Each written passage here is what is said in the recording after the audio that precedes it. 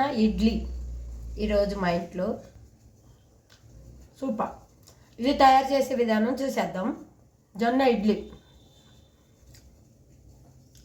తయారు చేసేది, పచ్చడి ఇవన్నీ తయారు చేసేది ఎలాగో చూసేద్దాం. వీడియోకి మీరందరూ ఒక లైక్.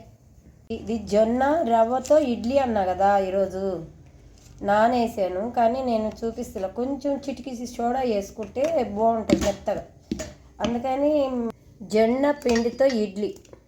చూసారా, ఇడ్లీ చాలా కష్టంగా ఉందండి వీడియో చేయాలంటే.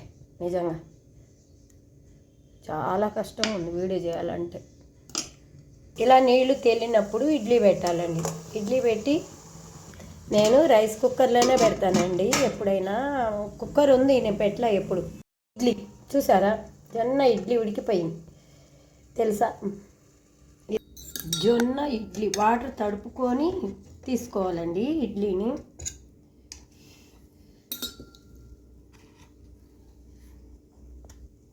జొన్న ఇడ్లీ మీరు ఎలా చేసుకుంటారు? నేను ఎక్కువ చేయలేదండి. ఇది ఎలా టేస్ట్ ఉంటుందో చూద్దామని పుదీనా పచ్చడి ఇడ్లీ అండి. చూద్దాము. ఇదిగో చూడండి ఎలా ఉంటుందో చూద్దాము. సూపర్ అండి, నేను ఎప్పుడు చేయలేదు. ఈ పుదీనా, ధనియాలు, జీలకర్ర, ఎండుమిర్చి, టమాటా, ఎల్లిపాయ పుదీనా పచ్చడి చేయే విధానం చూద్దాం. అండి ఇప్పుడు చూడండి, ఎండుమిర్చి వేయించుకోవాలా, కొద్దిగా వాటర్ వేసి వేయించుకోవాలి. దాంట్లోనే జీలకర్ర, ధనియాలు వేయించుకోవాలి.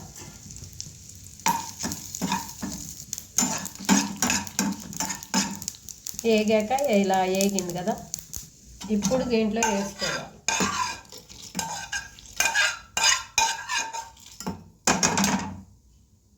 దీంట్లోనే పుదీనా వేసేయాలి.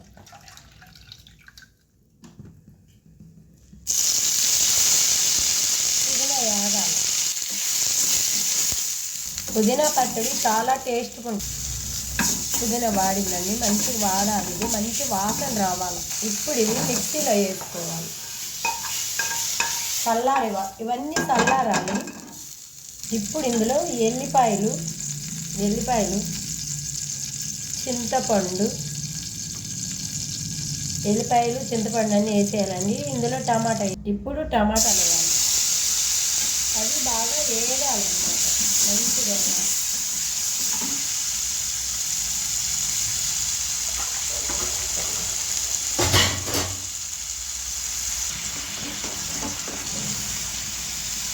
టమాటా మగ్గిందండి, ఇది చల్లారాలి. చల్లారితే పచ్చడి తిప్పేయాలండి. ఒక్క తిప్పు తిప్పాలి.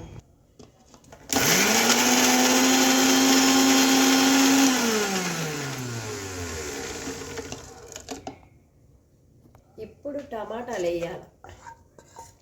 టమాటా వేసి పచ్చడి ఒక్క తిప్పు తిప్పాలి.